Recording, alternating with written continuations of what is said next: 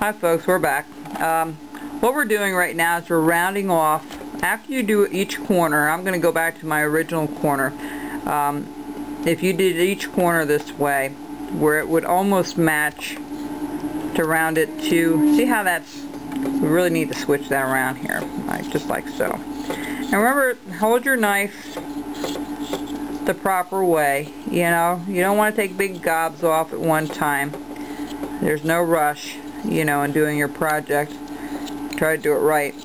And this is what can happen when you're in a rush, but hey, we all make mistakes, that's for sure. But anyway, what we want to do is, once we have this corner rounded like we want to round it off to that corner, you know, to that top green part there. What will be green. Okay? And you want to do the same thing with the bottom.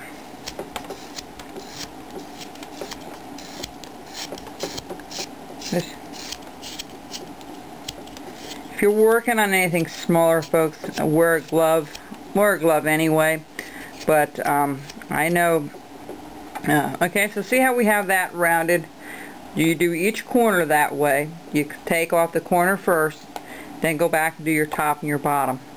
Okay, and then when you look at it, because of your reference points, and that's very important, because of your reference points, you'll be able to sit, you know, stand back and look at it a couple of times, and you know, stop carving and assess it. You can look at it from the bottom and see if it's evening, you know, if you have it even or not, and look at it from the top if you know, if it's coming out the way you feel it should.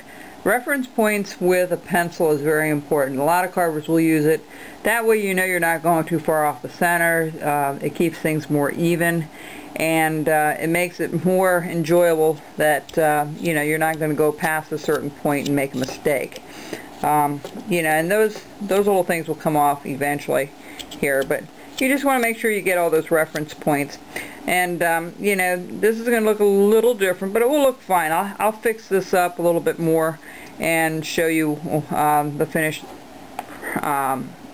finished part before we actually paint it. Really, it looks so nice after you paint it. It comes to life. A lot of carvings are like that. Until you throw the paint on it, I mean, it's a beautiful piece without paint, but a lot of times painting does the final finishes on a wood carving piece.